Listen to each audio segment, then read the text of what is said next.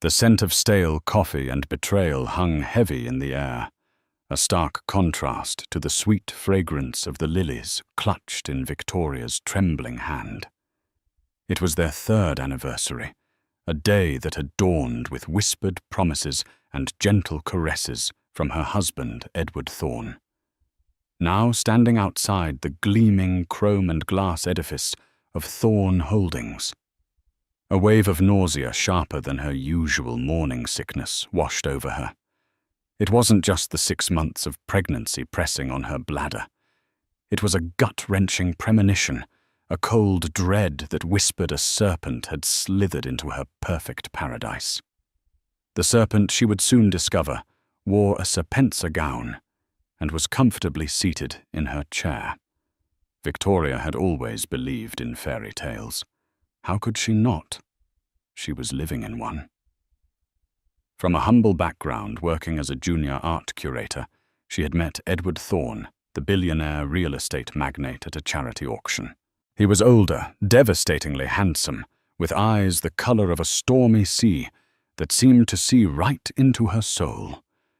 He had pursued her with a relentless old-world charm, showering her with affection, respect, and a life she had only ever dreamed of. Their wedding was a lavish affair, a feature in Luxe Living magazine, and their life together in their sprawling penthouse overlooking Central Park was by all accounts perfect. Now 6 months pregnant with their first child, a son. Victoria felt a completeness she had never known. Edward was ecstatic, attentive, and more loving than ever. He'd personally overseen the design of the nursery, a masterpiece of soft blues and creams with a hand-painted mural of whimsical hot air balloons. He would talk to her belly for hours, telling their unborn son about the adventures they would have, the empires he would one day inherit. That morning had been no different. He'd woken her with a kiss, a single perfect red rose on her pillow, and the whispered words, "Happy anniversary, my love. Tonight we celebrate." He had a board meeting, a crucial one, he'd said, but promised to be home early for a special dinner he had planned. Victoria had spent the day in a state of blissful anticipation. She'd had a prenatal massage, bought a new elegant maternity gown from Seraphine, and decided to surprise Edward at his office with his favorite lunch, a bespoke bento box from Nobu. She wanted to see the look on his face, that heart-stopping smile that always made her feel like the most cherished woman in the world. As she stepped out of the private elevator that opened directly into the executive suite of Thorne Holdings, she was greeted by Edward's long-suffering but impeccably polite secretary, a woman in her late 50s named Margaret. Mrs. Thorne. "What a lovely surprise," Margaret said, her smile a little tighter than usual. "Mr. Thorne is in a meeting at the moment." "Oh, I know," Victoria said, her own smile radiant. "He told me it was an important one. I just wanted to drop off his lunch. And these," she added, gesturing to the bouquet of white lilies, Edward's favorite. Margaret's eyes flickered towards the double doors of Edward's office, a flicker so brief Victoria almost missed it. "Of course.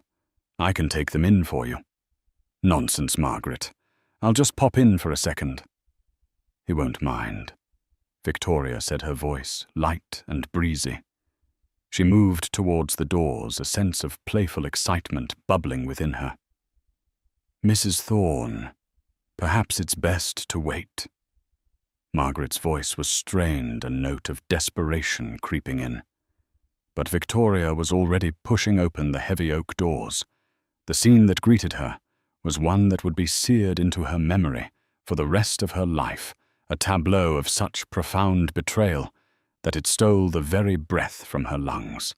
The office was as grand and imposing as the man who occupied it.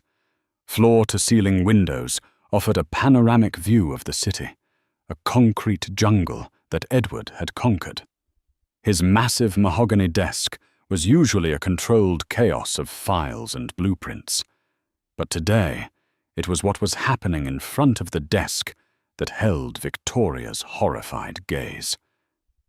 There in the plush, custom-made leather chair that Edward had always called Victoria's chair, the one she sat in when she visited him, the one where they'd shared countless conversations and dreams, sat a woman. Her long raven hair was styled in a sleek, sophisticated bob.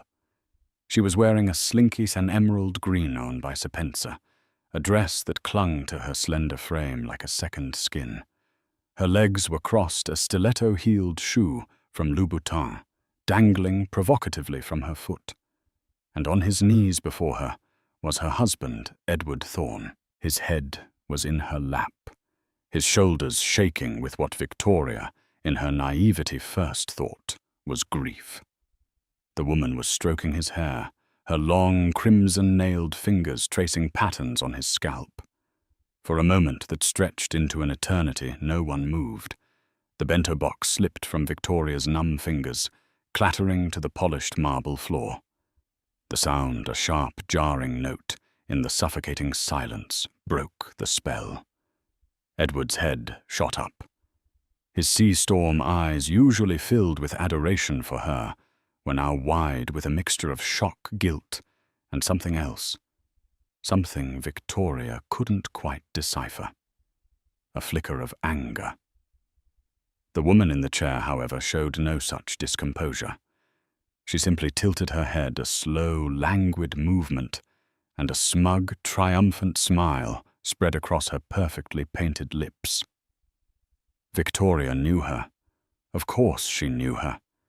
It was Isabella Romano, the fiercely ambitious, notoriously ruthless chief operating officer of Thorne Holdings. A woman Edward had always described as brilliant, but a shark. Victoria had met her at company galas, had exchanged polite, meaningless pleasantries with her. She had never liked her, had always felt a strange, unsettling energy from her. Now she knew why.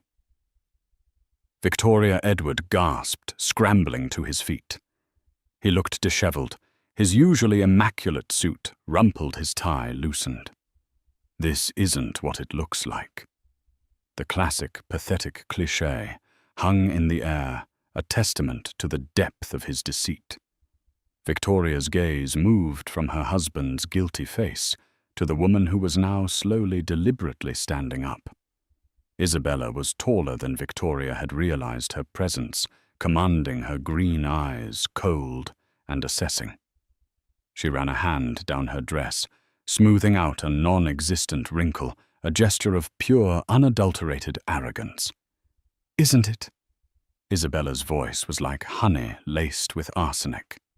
"It looks to me like your husband was seeking a little comfort. The pressures of a multi-billion-dollar empire, you know.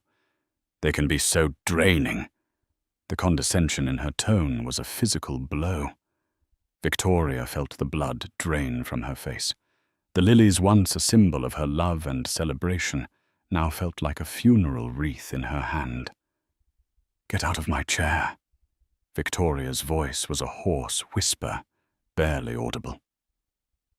Isabella raised a perfectly sculpted eyebrow. "Your chair. Darling, this is the seat of power, and, as you can see, it's currently occupied." "Edward." Victoria's voice cracked, and she finally looked at her husband, her eyes pleading with him to deny it, to fix this, to wake her from this living nightmare. "Tell her to get out." Edward ran a hand through his hair, his face a mask of turmoil. He looked from his devastated pregnant wife to his coolly composed mistress. The silence in the room was a roaring inferno, consuming the last vestiges of Victoria's fairy tale. "Isabella Edward," finally said, his voice strained. "Perhaps you should go." Isabella let out a low, throaty laugh.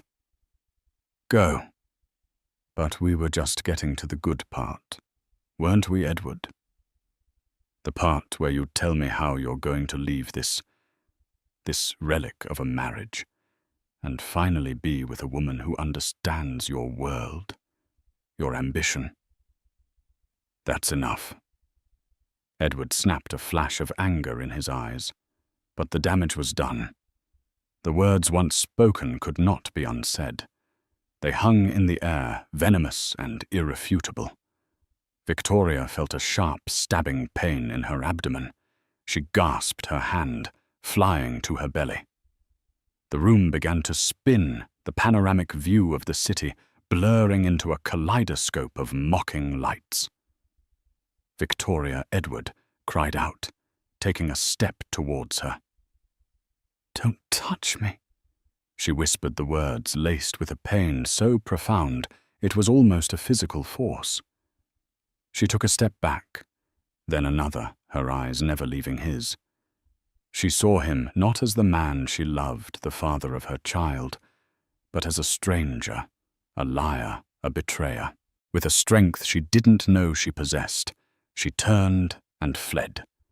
She didn't hear Edward calling her name, didn't hear Isabella's derisive laughter. The only sound was the frantic, terrified beating of her own heart, a drum beat marking the end of her world. She stumbled out of the office past a horrified Margaret, who rushed to her side. "Mrs. Thorne, are you all right?" "Let me call someone." But Victoria shook her head, pushing past her. She ran towards the elevator, her breath coming in ragged sobs. As the doors slid shut, she caught a final glimpse of Edward standing in the doorway of his office, his face a portrait of despair. But it was too late. The glass had shattered the pieces, too small, too sharp, to ever be put back together again. The fairy tale was over, and in its place a brutal, unforgiving reality had begun. The reality of a pregnant wife, a cheating husband, and a mistress who had not only stolen her man, but had also dared to sit in her chair.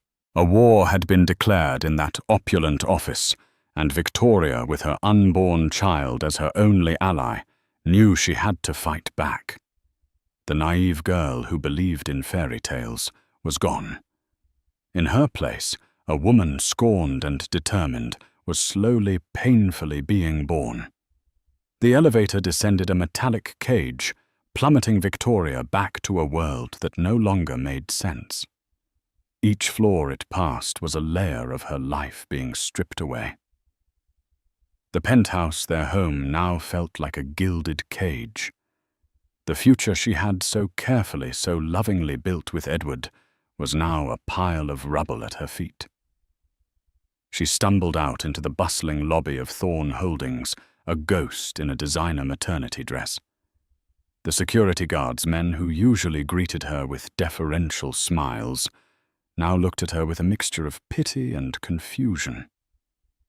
She ignored them, pushing her way through the revolving doors and out into the jarring noise of the city. The cacophony of sirens' horns and the endless chatter of people was a stark contrast to the deafening silence in her heart. She didn't know where she was going. She just walked her feet, carrying her aimlessly through the crowded streets of Manhattan. The city that had once felt like a playground now felt like a labyrinth, each corner a reminder of a memory, now tainted by betrayal. A bistro, where they'd had their first date, a park where he had proposed a theater, where they'd shared their first public kiss. Each memory was a fresh stab of pain. Her phone buzzed incessantly in her purse. Edward. The name on the screen, once a source of comfort and joy, now ignited a fresh wave of nausea.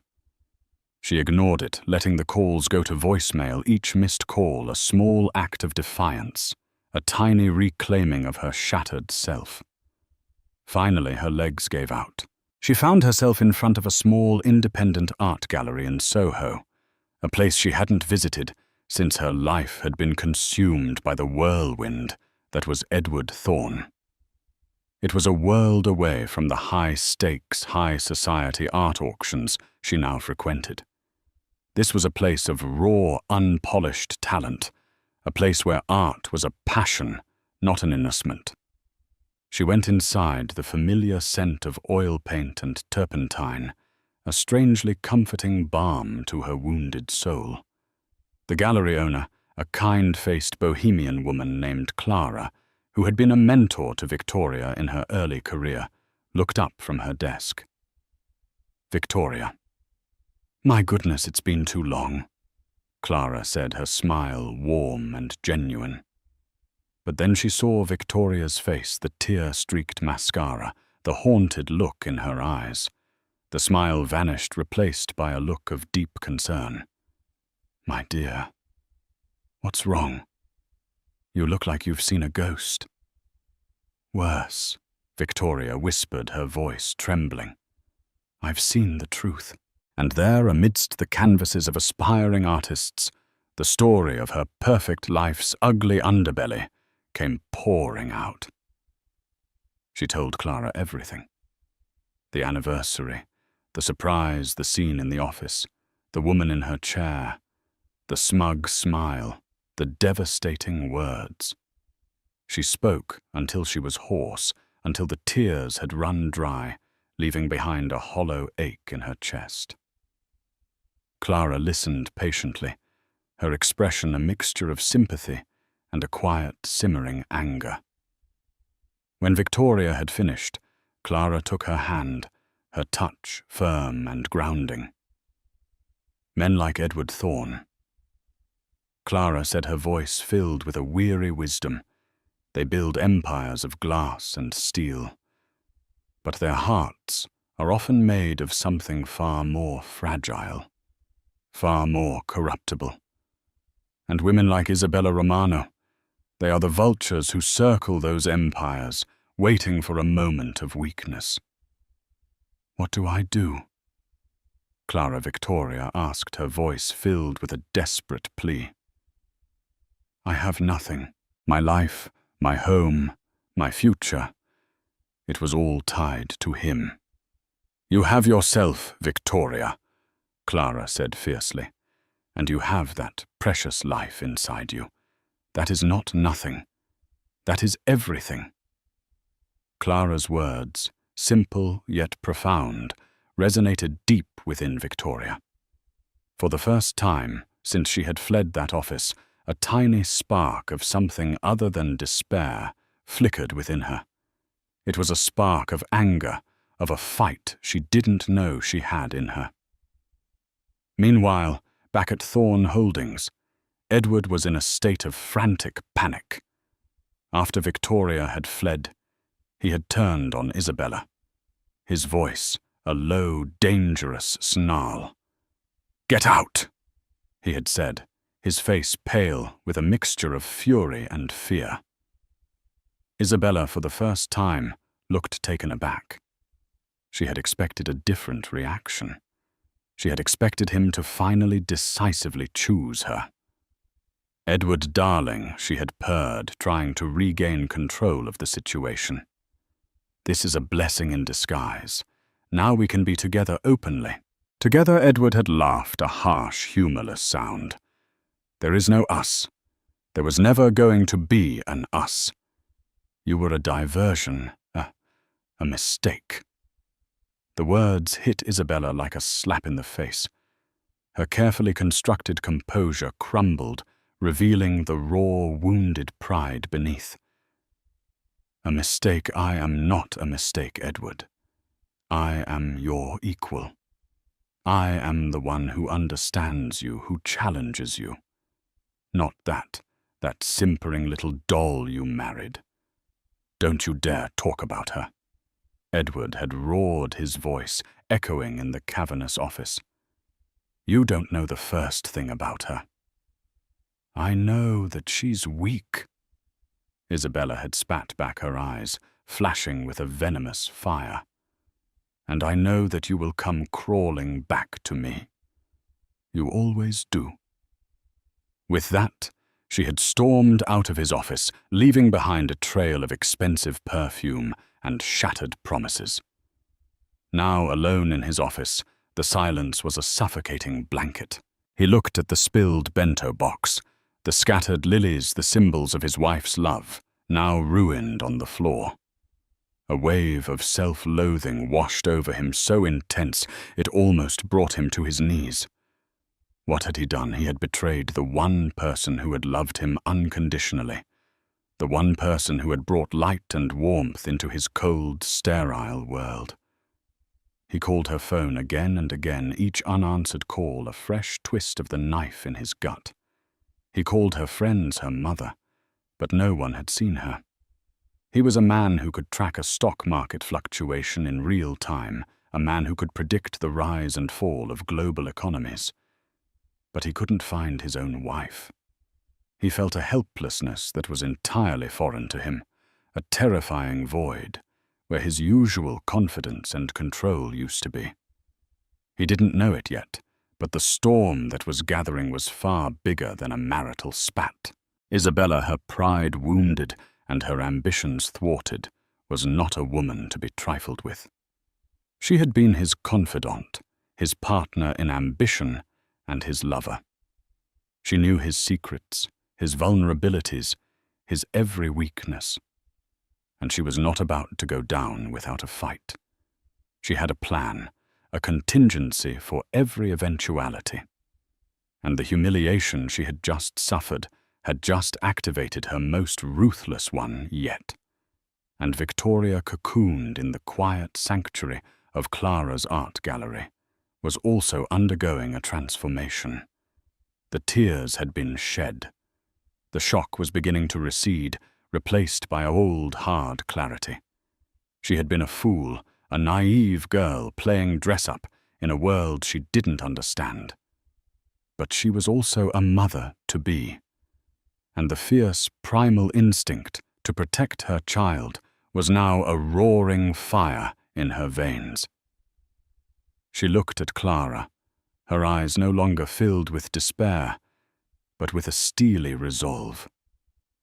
He's not going to get away with this, Clara. He thinks I'm weak. They both do, but they have no idea who they're dealing with. The battle lines had been drawn. On one side, a billionaire consumed by guilt and a desperate need for redemption. On the other, a scorned mistress armed with secrets and a thirst for revenge. And in the middle, a pregnant wife who had just discovered a strength she never knew she possessed. The storm was coming, and when it broke, it would threaten to destroy not just a marriage, but an entire world. The drama was just beginning, and the players were about to find out that hell hath no fury, like a woman and a mother scorned. The next few days were a blur of calculated moves and quiet desperation. Victoria, with Clara's help, found a small, discreet apartment in a quiet neighborhood, a far cry from the opulent penthouse that now felt like a mausoleum of broken dreams. She changed her number, creating a digital fortress around herself, a space where Edward's incessant calls and apologetic texts could not penetrate. She also made a crucial call, one that would set the stage for the battle to come. She called Arthur Vance, the most feared divorce lawyer in the city, a man known for his razor-sharp intellect and his take-no-prisoners approach to litigation. Mrs. Thorne. Arthur's voice was calm and measured over the phone. "I've been expecting your call." Victoria was taken aback. "You have?" When a man like Edward Thorne, a man with a net worth that rivals a small country's GDP, has a public indiscretion, the vultures start to circle. I, however, prefer to be the eagle. Victoria felt a flicker of hope. "I need your help, Mr. Vance. I want to leave him, but I want to do it on my own terms." "And what are your terms, Mrs. Thorne?" "I want to be financially independent," Victoria said, her voice gaining strength with each word. "I want to secure my son's future. And I want to make sure that Isabella Romano does not profit from my pain." There was a pause on the other end of the line. Then Arthur Vance let out a low chuckle. "Mrs. Thorne, I do believe this is the beginning of a beautiful and very profitable partnership." Arthur's first piece of advice was simple, but powerful. Do not engage with him. Do not answer his calls. Do not respond to his messages. Let him stew in his own guilt. A desperate man makes mistakes, and we will be there to capitalize on every single one of them. And so Victoria began her new life in the shadows, a life of quiet determination. She started visiting the art gallery again, not as a patron, but as a collaborator. She began to use her knowledge of the art world, her eye for talent, to help Clara curate a new exhibition. The work was a welcome distraction, a way to channel her pain and anger into something productive, something that was hers, and hers alone. Meanwhile, Edward was a man on the brink. The silence from Victoria was a form of torture he had never experienced. He was used to getting what he wanted, to solving problems with a phone call or a checkbook. But this was different. This was a wound he couldn't close, a chasm he couldn't bridge. His work suffered. He was distracted, irritable, his Midas touch seemingly deserting him.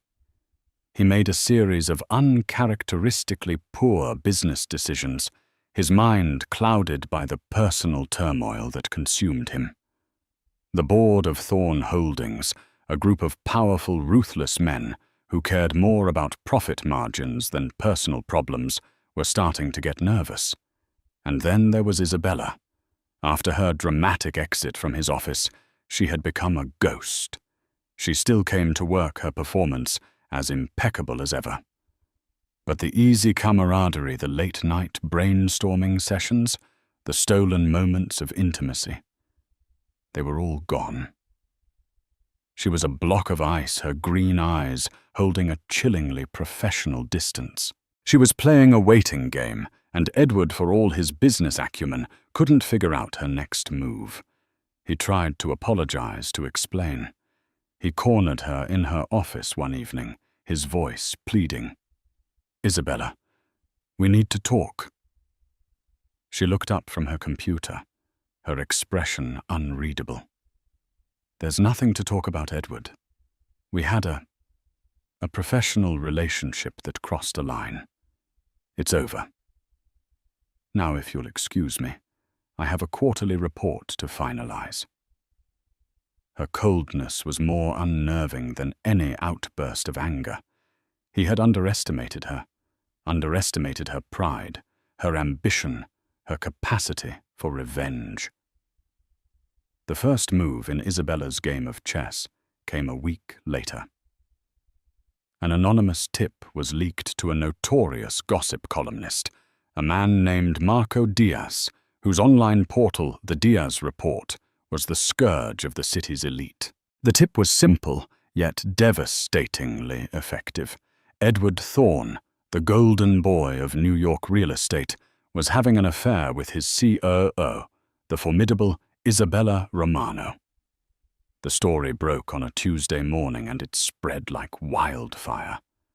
The headlines were salacious, the details embellished, but the core of the story was true. And it was enough to send shockwaves through the city's financial district. The board of Thorne Holdings called an emergency meeting. The company's stock, which had already been faltering due to Edward's erratic behavior, took a nosedive. The scandal was a breach of the company's code of conduct, a PR nightmare that threatened to tarnish the carefully crafted image of Thorne Holdings. Edward found himself in the crosshairs, his personal life suddenly the subject of intense public scrutiny. He was hounded by paparazzi, his every move documented, his every expression analyzed. The man who had once been the king of the city was now its most celebrated villain. In her quiet apartment, Victoria read the news with a strange sense of detachment. She had expected, it had known that Isabella would not go down quietly. But seeing the sordid details of her husband's betrayal laid bare for the world to see was a fresh wave of pain. "This is her doing," Victoria said to Arthur Vance over the phone, her voice cold and hard. "Of course it is," Arthur replied, his tone unflappable. "This is a classic scorched earth tactic. She's trying to devalue the company to create chaos. She's probably hoping that the board will oust Edward and put her in his place." "Will they?" Victoria asked, a knot of anxiety tightening in her stomach. "They might," Arthur admitted. "Which is why we need to make our move. The prenup you signed, it's ironclad, but it also has a morality clause, and your husband has just violated it in the most public way imaginable. So what does that mean?" "It means we have leverage, Mrs. Thorne. It means we can go after more than just the standard settlement. We can go after a piece of the pie. A very big piece." Arthur's plan was audacious. A masterstroke of legal maneuvering. He filed for divorce on Victoria's behalf, citing adultery and emotional distress. But he also filed an injunction, a move that would freeze a significant portion of Edward's personal assets, and more importantly, a portion of his shares in Thorne Holdings. The injunction sent a shockwave through the company, a move far more damaging than the gossip column headlines. It signaled to the board, to the shareholders, that this was not just a messy divorce. This was a hostile takeover bid, orchestrated by the scorned wife of their CEO. Edward was blindsided. He had expected a quiet, dignified divorce, a generous settlement, a clean break. He had not expected this. He had not expected his sweet, gentle Victoria to have this much fight in her. He called her his voice a mixture of anger and desperation. This time she answered. Her voice was cool, calm, and utterly devoid of the warmth he so desperately missed. "Victoria, what are you doing?" "An injunction. You're going to destroy the company. You did that yourself." "Edward," she replied, her voice steady. "You and Isabella. I'm just protecting my son's future. Our son, Victoria. Our son. You forfeited your right to say our when you knelt before another woman in my chair." She said the words sharp and precise. There was a stunned silence on the other end of the line. He had no response, no defense. She had checkmated him. The first move had been made. Victoria, the pawn in this game of power and betrayal, had just transformed into a queen. She had taken control of the board, had thrown the king and his treacherous knight into a state of disarray. The war was far from over. In fact, it had just begun. And as the dust settled from this first explosive move, one thing was clear. Victoria Thorne was not going down without a fight. She was going to burn his kingdom to the ground, and from the ashes build an empire of her own. The injunction was a masterstroke. It sent the board of Thorne Holdings into a tailspin.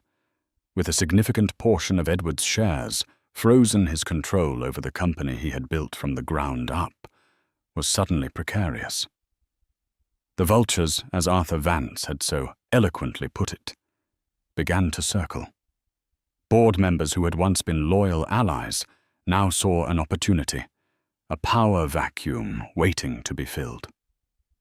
And at the center of this burgeoning chaos was Isabella Romano. The scandal she had orchestrated had backfired in a way she hadn't anticipated. She had intended to weaken Edward, to make him vulnerable to force the board's hand. She had not expected Victoria to retaliate with such a devastatingly effective legal maneuver. The injunction not only hurt Edward, it hurt the company, and by extension, it hurt her. She found herself in a precarious position. The board, while wary of Edward, was also deeply suspicious of her. They saw her as the catalyst for the crisis, a liability that threatened the stability of the entire enterprise. Her dream of taking the CEO's chair was slipping through her fingers. Desperate to regain control, Isabella made her next move, a move born of hubris and a chilling lack of morality. She decided to leak another story to Marco Diaz, a story that would not only discredit Victoria, but would also paint Edward as a victim, a man manipulated by a gold-digging, unstable wife. The story that appeared in the Diaz report was a masterpiece of malicious fiction. It painted Victoria as a social climber who had trapped Edward into marriage by getting pregnant. It hinted at a history of emotional instability, of irrational jealousy, of a woman who was using her pregnancy as a weapon to extort a fortune from her long-suffering husband. The article was a brutal character assassination, and it hit Victoria like a physical blow. To see her love for Edward, her joy over her pregnancy twisted into something so ugly, so venal, was a violation that cut deeper than the initial betrayal. The public, ever fickle, began to turn. The narrative shifted. Victoria, the wronged wife, was now a manipulative shrew. Edward, the cheating husband, was now a tragic figure, a man trapped in a toxic marriage. "This is a declaration of war," Arthur Vance said, his voice grim, as he read the article aloud to Victoria in his office. "She's not just trying to win a divorce settlement. She's trying to destroy you." Victoria, who had been so strong, so resolute, felt herself begin to crumble. The constant stress, the public humiliation, the weight of her pregnancy, it was all becoming too much. "I don't know if I can do this, Arthur," she whispered, her voice trembling. "I feel like I'm drowning." "You are not going to drown, Mrs. Thorne," Arthur said, his voice firm.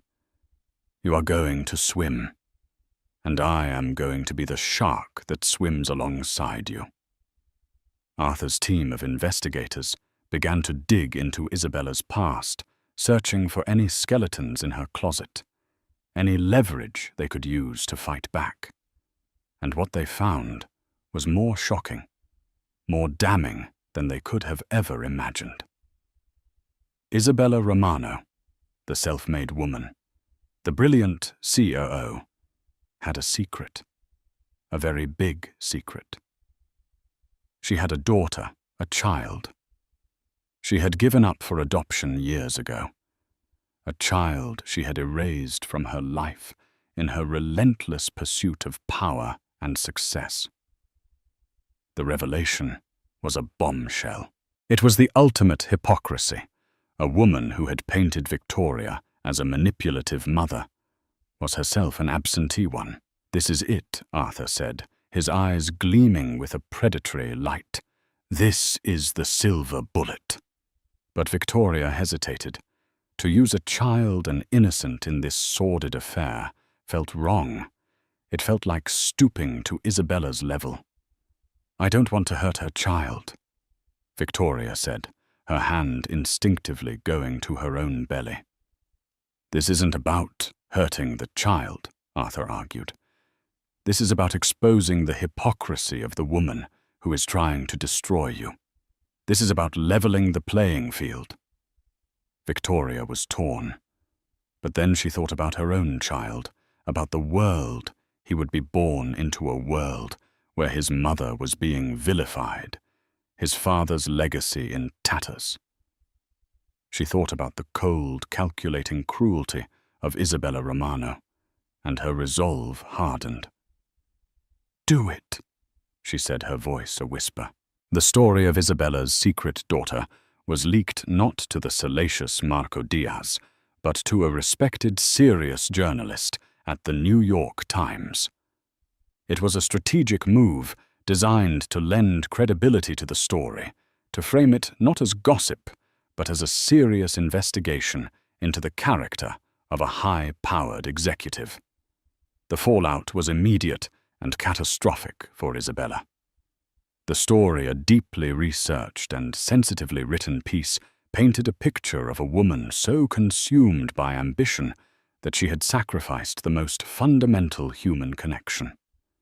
The public, which had been so quick to condemn Victoria, now turned on Isabella with a vengeance. She was no longer the brilliant, wronged woman. She was a monster, a modern-day Medea. The board of Thorn Holdings, already on edge, saw their worst fears realized. Isabella was not just a liability, she was a toxic asset. In a swift, unanimous decision, they terminated her contract, citing a breach of the company's ethics clause. Isabella was ruined. Her career, her reputation, her carefully constructed life. It was all gone. She had played with fire, and she had been consumed by the flames. Edward, watching this all unfold, was a man in turmoil. He felt a grim satisfaction at Isabella's downfall, but it was overshadowed by a profound sense of guilt. He had created this monster, had fed her ambition, had been complicit in her rise, and he had allowed her to hurt Victoria in the most brutal way imaginable. He knew he had to do something to atone for his sins, to try and salvage some semblance of the man he once was. He called a press conference, a move that stunned his lawyers and the board of Thorn Holdings. He stood before the cameras, not as the powerful CEO, but as a broken man. He confessed everything: the affair, the lies, the deceit. He took full responsibility for his actions, for the pain he had caused his wife, for the chaos he had unleashed upon his company. He announced that he was taking an indefinite leave of absence from Thorn Holdings, that he was going to focus on his personal life, on trying to earn back the trust of the woman he loved. It was a stunning, unprecedented act of public contrition. It was also a brilliant strategic move. By falling on his own sword, he had preempted any further attacks, had taken the wind out of the sails of his detractors. He had, in a single act of humility, begun the long, arduous process of rebuilding his life and his reputation. Victoria watched the press conference from her apartment, her heart a tumultuous mix of emotions. She saw the pain in his eyes, the genuine remorse in his voice. But she also saw the man who had shattered her world, the man who had stood by while another woman sat in her chair.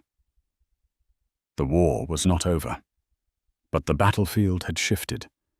Isabella was gone.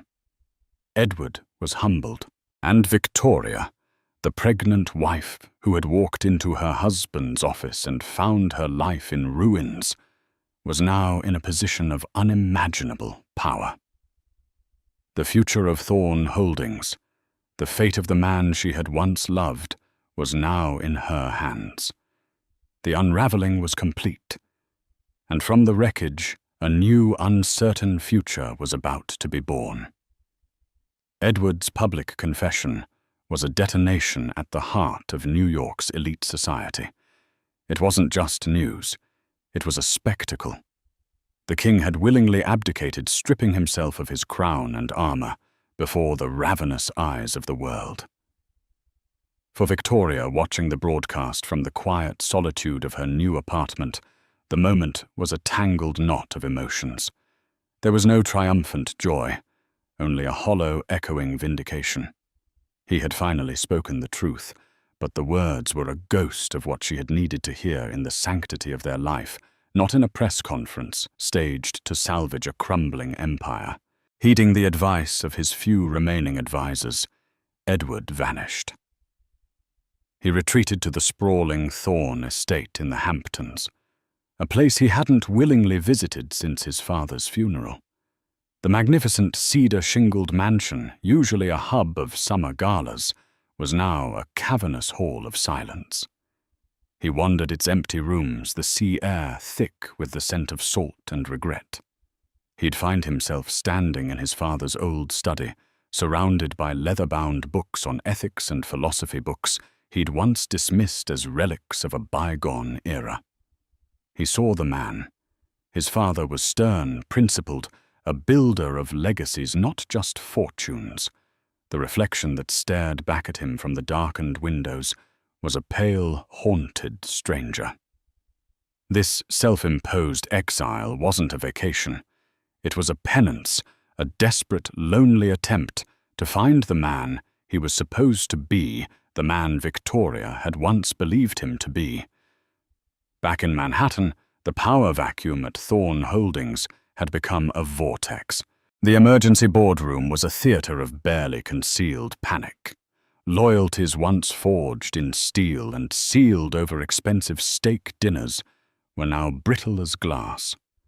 Whispers of hostile takeovers and shareholder revolts slithered through the corridors. They were a ship without a captain taking on water, and the sharks were circling.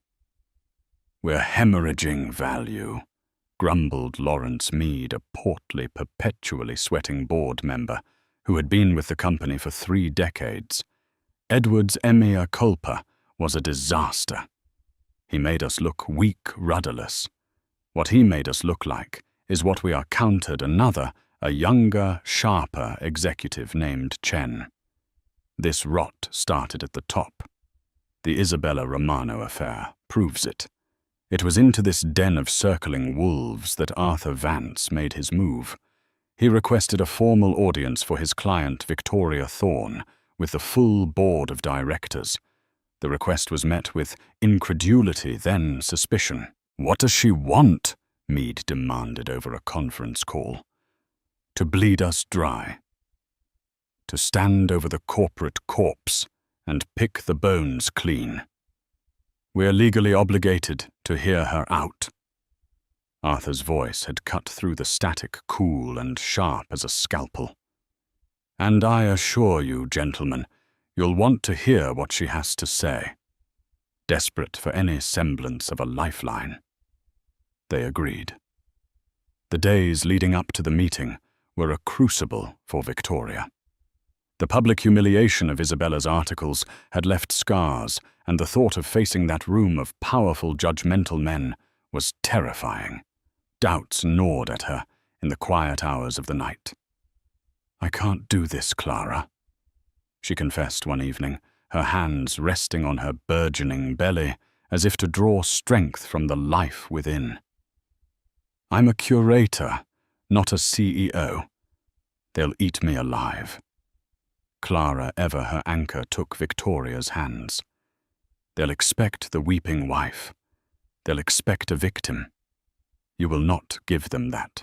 You will give them the mother of this company's future. You are not fighting for yourself, Victoria. You are fighting for Theo." The name, the one they had chosen for her son, was a talisman. With Arthur coaching her on corporate law and Clara bolstering her spirit, Victoria prepared. She pored over financial reports, market analyses, and blueprints for stalled projects. She discovered a fire in her belly. She never knew she had an intellectual curiosity and a strategic mind that had been lulled to sleep by a life of comfortable luxury. She was not just Edward Thorne's wife anymore. She was becoming herself. The day of the meeting, she chose her armor with care, a simple, elegant navy blue dress that didn't hide her pregnancy, but framed it with dignity, a single strand of her grandmother's pearls, her only adornment. Flanked by Arthur and Clara, she walked into the boardroom on the 50th floor of Thorn Tower. The air was thick with tension and expensive cologne.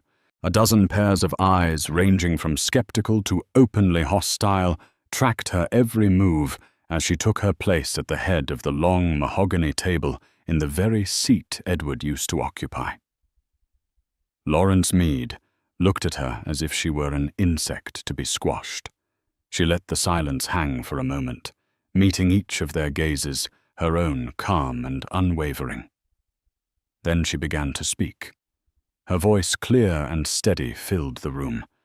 She did not mention the affair. She did not speak of betrayal. She spoke of legacy. For 50 years, she began, Thorn Holdings has been a titan of industry, a symbol of New York's ambition. But in recent months, we have lost our way. We have prioritized profit over principle, expansion over ethics. The foundation my father-in-law built has been compromised not by market forces, but by a moral deficit. She laid out a vision that stunned them into silence.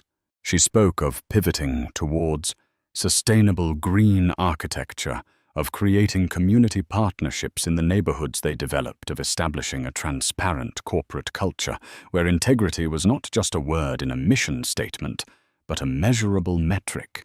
She presented detailed proposals, cost-benefit analyses, and a clear 5-year plan. She wasn't emotional. She was surgical, informed, and utterly convincing. Lawrence Meade, unable to contain his disdain, finally interrupted. This is all very idealistic, Mrs. Thorne.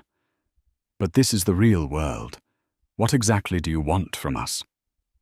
A bigger settlement? A conscience fund? Victoria met his condescending gaze without flinching. What I want, Mr. Meade, is the future.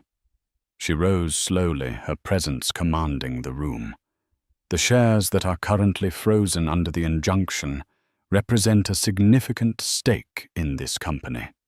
My son, the heir to the Thorne name, will one day inherit those shares.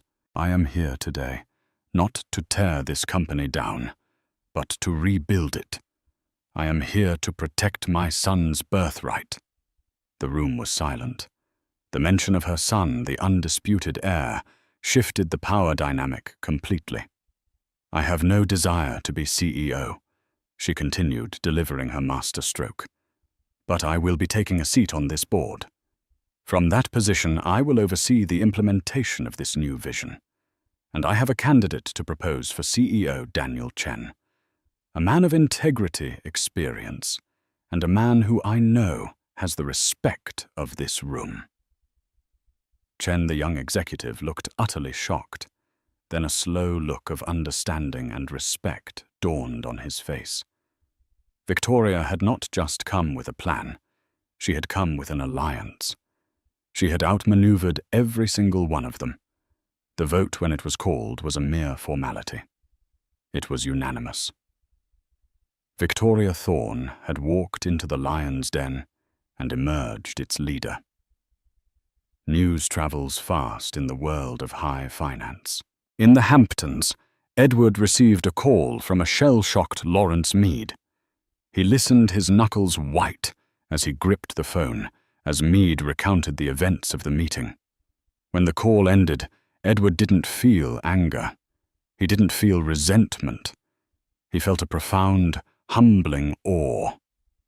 The gentle, art-loving woman he had married, the woman he had so carelessly betrayed and underestimated, had just saved his father's legacy from his own foolishness. She hadn't destroyed his kingdom. She had fortified it, remade it in her own stronger image. A few weeks later, as the first crimson leaves of autumn began to fall, Victoria gave birth to Theodore Theo Thorne. Holding him for the first time, she felt a peace that washed away the last vestiges of the storm. All the pain, all the fighting, it had all led to this perfect, tiny miracle in her arms. Edward heard the news from Arthur Vance, a single formal text message. He drove back to the city, a man hollowed out by guilt and electrified by a fragile, terrifying hope. He found her in a standard room in the maternity ward, the glittering city skyline, a backdrop to a scene of quiet intimacy. He paused in the doorway, a ghost at the feast. She wasn't wearing seraphine or surrounded by lavish bouquets. She was just Victoria, holding their son. Her face illuminated by a soft lamp, radiating a strength and serenity that took his breath away. She looked up, her eyes meeting his. There was no anger in them, but no welcome either. Just a quiet, guarded stillness. He took a hesitant step into the room, his expensive shoes silent on the linoleum floor. "He's beautiful," he whispered, his voice cracking the words, feeling hopelessly inadequate. "Yes," Victoria replied, her voice soft but firm, her gaze shifting back to the baby in her arms. "He is." She didn't ask him to come closer. She didn't offer for him to hold his son. The space between them was a chasm miles wide and fathoms deep, filled with the wreckage of their past. Edward stood there, a king in exile, looking at the two people who were his entire world, knowing he had no right to either of them. The reckoning was over. The drama had faded. This quiet, painful, uncertain moment was all that was left. It was not an ending. It was the first terrifying day of a long, arduous journey toward a dawn he could only pray he would one day be worthy enough to see. The story of Victoria Thorne is a stark reminder that the deepest betrayals can often forge the most unbreakable strength. We've journeyed with her from the dizzying heights of a fairy tale life to the crushing depths of heartbreak, and watched as she rose from the ashes, not as a victim, but as a victor. Her fight was not just for herself, but for the future of her unborn child, a testament to the fierce, unyielding power of a mother's love. But the question remains, can a love so brutally shattered ever be truly mended? Can Edward, a man stripped of his pride, ever truly earn redemption in Victoria's eyes, and in our own? If Victoria's journey of resilience and rebirth has moved the whisper of silk, the glint of a diamond, the sweet scent of impending fatherhood, Amelia had orchestrated the perfect surprise. A gift not just of luxury, but of love sent to her husband's gleaming corporate office. It was a testament to their shared future, a future she carried gently within her. But in the sterile air of that high-rise, another woman's hands adorned with rings he'd also bought would tear open the carefully wrapped package. The scream that followed wasn't one of delight. It was a sound that would shatter the pristine facade of their perfect life, exposing a web of deceit so intricate that the truth would be the most devastating blow of all. Amelia traced the rim of her porcelain teacup, the delicate floral pattern a stark contrast to the storm brewing within her. From the 35th floor of their penthouse apartment, the city sprawled beneath her like a glittering tapestry, a world she and Julian had conquered together. Or rather, a world Julian had conquered and she had graciously adorned. Her reflection in the panoramic window showed a woman who had everything a husband whose name echoed in the halls of finance, a home that graced the covers of architectural magazines, and a baby, their baby, nestled safely in her womb. She was 6 months along the gentle swell of her stomach, a constant, wondrous reminder of the new life she was nurturing.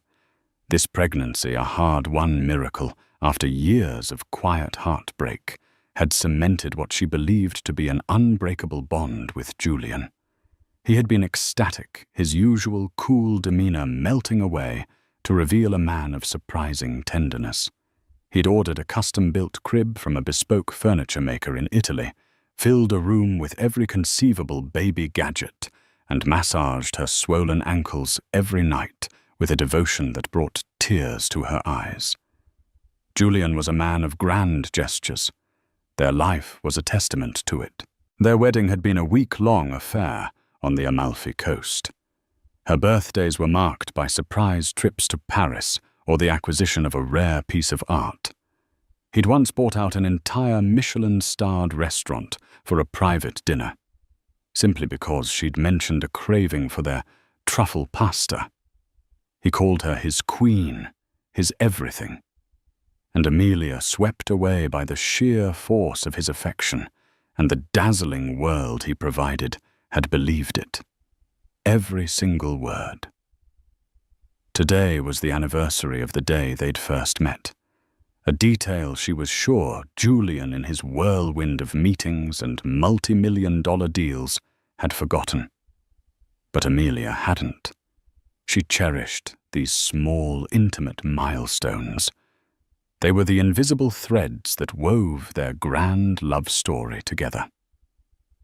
To commemorate it, she had planned a surprise that was both deeply personal and a nod to the life he so meticulously curated.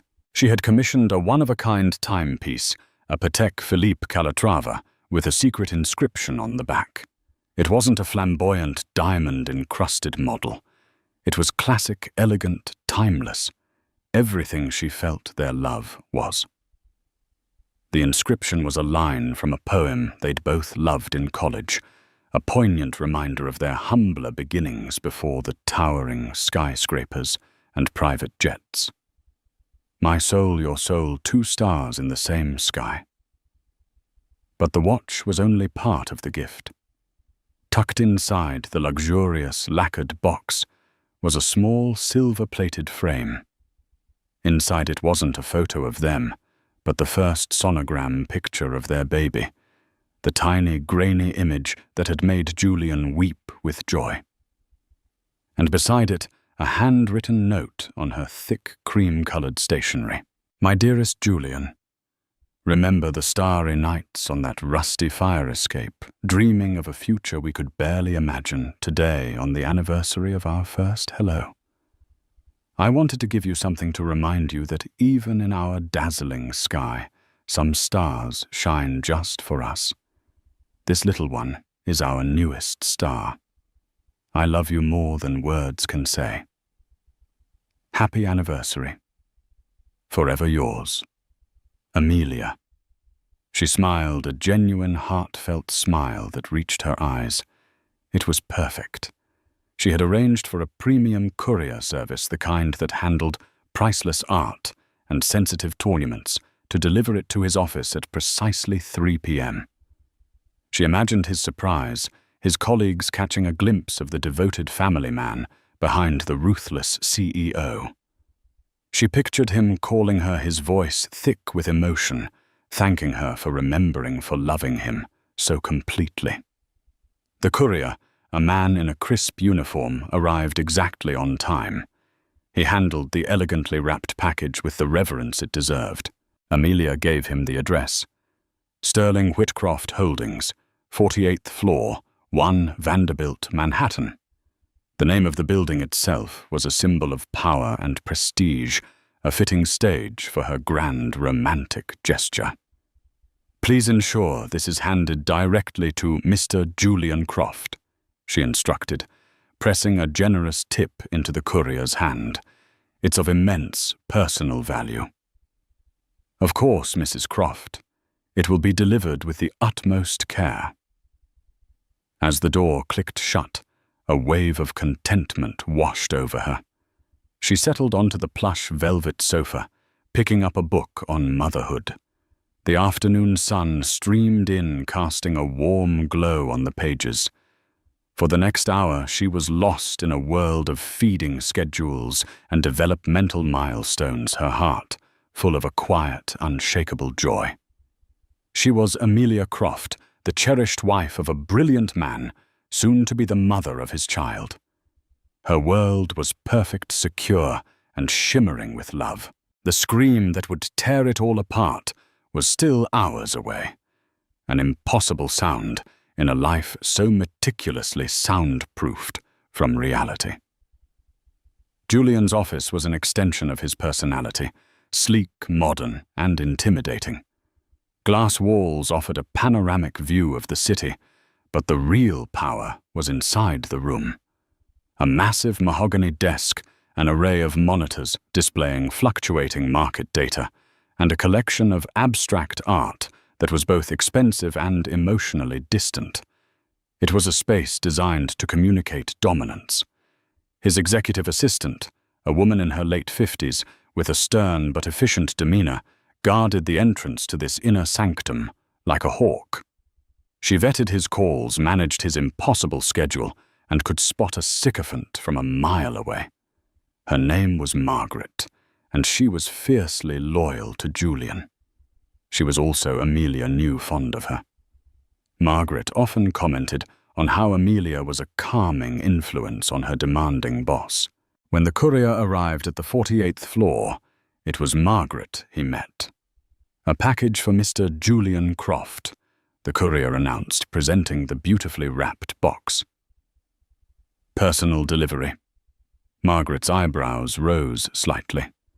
It wasn't unusual for gifts to arrive, but this had a different feel. It was elegant, personal, not the usual ostentatious corporate gift basket. She recognized the expensive wrapping paper, the same kind Amelia had used for Julian's last birthday gift. A small, knowing smile touched her lips. "Thank you. I'll see that he gets it," she said, signing the electronic pad. She carried the gift towards Julian's office, her heels clicking softly on the polished marble floor. The glass door was slightly ajar, and she could hear voices from within. Julian's deep, confident tone and a lighter, feminine laugh that was decidedly not Amelia's. Margaret paused. This was the delicate part of her job, the part she hated, the part where she had to navigate the other side of Julian Croft's life, the side that Amelia in her gilded cage knew nothing about. The laugh belonged to Cassandra. Cassandra was a senior analyst in the mergers and acquisitions department. She was whip-smart, ambitious, and stunningly beautiful in a way that was the polar opposite of Amelia's classic elegance. Where Amelia was soft curves and gentle smiles, Cassandra was sharp angles and a predatory gaze. She had raven black hair, cut in a severe, stylish bob, and a wardrobe of form-fitting dresses that were just on the edge of office-appropriate. She was a shark in a sea of sharks, and she had set her sights on Julian Croft from the day she'd walked into the firm. Margaret had seen it all unfold. The late-night strategy sessions, the business trips that coincidentally involved a layover in a romantic city, the lingering touches and shared glances that crackled with an energy that had nothing to do with stock prices. She despised Cassandra, not just for the blatant affair, but for the danger she posed to the kind, unsuspecting woman who was carrying Julian's child. She could hear their conversation more clearly now. "The deal is sealed. We'll announce the acquisition on Monday," Julian was saying. "We should celebrate." Cassandra purred, her voice dripping with suggestion. "My place tonight. I'll open that bottle of single malt you like." "I can't tonight, Cass. Amelia is—" He trailed off, but Margaret could fill in the blank. "Amelia is pregnant. Amelia is waiting for me at home." "Right." The little wifey Cassandra's tone was laced with a derision she barely tried to conceal. "How is she, by the way?" Still enjoying her life as a professional lunchgoer, Margaret's hand tightened on the package. The insult to Amelia was a physical blow. She despised this woman's cruelty. "Be nice." Julian's voice was firm, but it lacked real conviction. He never defended Amelia with the ferocity he used to defend a business deal. "I'm just saying," Cassandra continued, undeterred. "You're here closing the biggest deal of the year, a titan of the industry, and she's at home." "What, picking out nursery colours?" "It's a bit of a mismatch, don't you think?" Before Julian could respond, Margaret decided to make her presence known. She knocked sharply on the doorframe. "Julian. A personal delivery for you." Julian looked up, his expression shifting from one of intimate conspiracy to professional command in a split second. Cassandra, however, didn't bother to school her features. She shot Margaret a look of pure annoyance, angry at the interruption. "Bring it in." "Margaret," Julian said, gesturing towards his desk. As Margaret walked in, Cassandra's eyes landed on the gift. Her expression changed from annoyance to a covetous curiosity. It was clearly expensive, clearly personal, and in Cassandra's mind, anything personal and expensive belonging to Julian should by rights be related to her.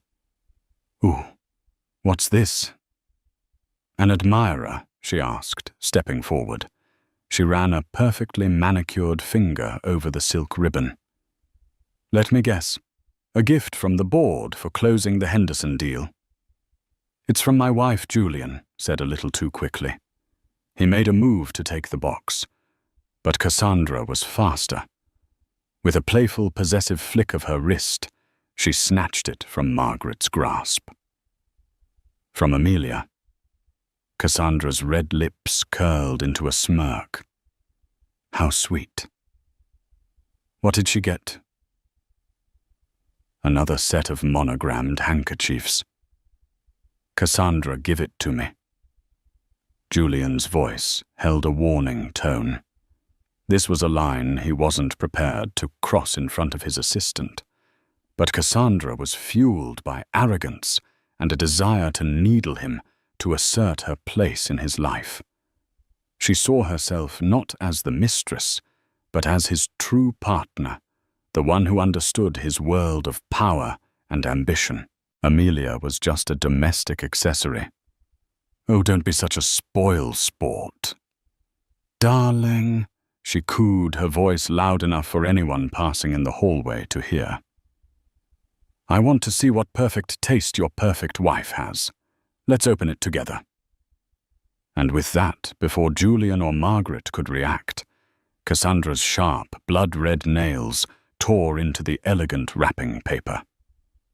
She ripped it open with a careless, almost violent motion, a stark contrast to the love and care with which Amelia had wrapped it just hours before.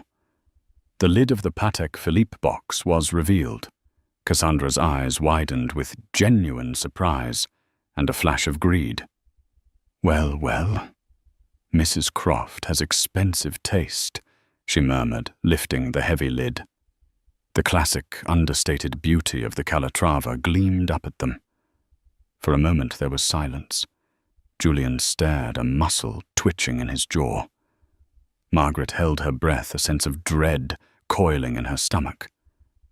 And then Cassandra saw what was nestled beside the watch. She picked up the small silver frame.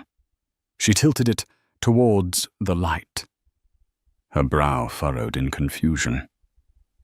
And then she saw it, the grainy black and white image. The unmistakable shape of a fetus, her face a mask of triumphant arrogance just seconds before contorted. The color drained from her cheeks, her crimson lips parted. And then she screamed. It wasn't a scream of surprise or delight. It was a raw, guttural sound of pure, unadulterated shock and horror. A sound of a carefully constructed reality, shattering into a million pieces. A sound that echoed through the glass-walled office out into the hushed professional quiet of the 48th floor. A primal cry of a secret blown wide open. The scream ripped through the sterile air of the 48th floor, sharp and visceral. It was a sound that didn't belong amidst the quiet hum of servers and the muted ringing of phones. Heads popped up over cubicle walls. The low murmur of business chatter ceased. In that one piercing moment, every eye on the floor was turned towards the glass-walled office of Julian Croft. Inside the scene was frozen. Julian stood, his face a ghastly shade of pale, his eyes wide with a mixture of fury and panic. Margaret was rooted to the spot, her professional composure finally cracking as she stared at the unfolding disaster, and Cassandra was trembling. Her hand clapped over her mouth, as if to shove the scream back down her throat. Her other hand still held the silver frame, but her knuckles were white, her grip so tight it threatened to crush the delicate object. What is this?" she finally whispered, her voice a ragged, broken thing. She thrust the sonogram picture towards Julian, her eyes wild and accusing. "What is this?" "Julian." Julian finally jolted into action, lunged forward and snatched the frame from her hand. He grabbed the watchbox, shoving the picture and the handwritten note back inside with clumsy, frantic movements. "Get out!" he hissed at Cassandra, his voice low and venomous. "Get out now!" But Cassandra wasn't listening. Her gaze was locked on his face, searching for an answer, a denial, anything. You told me you were leaving her. You said the marriage was just for appearances, a business arrangement." Her voice began to rise again, teetering on the edge of hysteria. "You don't have a baby with a business arrangement, Julian." I said. "Get out!" He roared, his voice finally exploding, echoing his earlier command, but now filled with raw, desperate anger. He grabbed her arm, his fingers digging into her flesh, and began to physically propel her towards the door. "Let go of me," she shrieked, struggling against his grip. "You lied to me. All this time you've been lying to me." The spectacle was now on full display for the entire senior management floor. Colleagues, rivals, and subordinates alike were staring their faces a mixture of shock, fascination, and thinly veiled schadenfreude. The pristine facade of Julian Croft, the untouchable master of the universe, was cracking right before their eyes. Margaret, her training kicking in, moved swiftly to the door. "Everything is fine," she announced in a firm, commanding voice to the gawking crowd. "Mr. Croft is handling a private matter. Please return to your work." She pulled the door shut, the click of the latch sounding like a gunshot in the charged silence. She then turned back to the chaos within. Julian had managed to shove Cassandra out of his office, slamming the door behind her. He leaned against it, his chest heaving, his tie askew. He ran a hand through his perfectly styled hair, messing it up for the first time Margaret had ever seen. He looked cornered, trapped. Through the glass wall they could see Cassandra stumbling back to her own desk, a trail of stunned and whispering colleagues in her wake. She collapsed into her chair, her face buried in her hands, her shoulders shaking with violent sobs. The damage was done. The secret was out. The carefully compartmentalized worlds of Julian Croft had just collided with the force of a nuclear explosion. Julian turned his eyes, finally landing on Margaret. His expression was one of pure fury, but it was the desperate fury of a man who has lost control. Not a word of this to anyone, Margaret, he seethed, especially not to Amelia. Do you understand me? Margaret met his gaze, her own expression unreadable. For years, she had been his loyal soldier, his gatekeeper, the silent facilitator of his double life. She had rationalized it as part of the job, a necessary evil in the high-stakes world they inhabited. But the sound of Cassandra's scream, the sight of that tiny sonogram picture, had shifted something within her. It was no longer an abstract indiscretion. It was a betrayal of a woman she respected, a woman who was blissfully awaiting the birth of her child. She is going to call Julian. Margaret, said her voice, steady and cool. She is expecting you to thank her for your gift. What are you going to say? The question hung in the air, heavy and suffocating. Julian stared at the Patek Philippe box on his desk as if it were a venomous snake. The gift, meant to be a symbol of love and shared history, had become an instrument of his exposure. Amelia's perfect, heartfelt gesture had backfired in the most spectacular way imaginable. He snatched the box, opened it, and pulled out the handwritten note.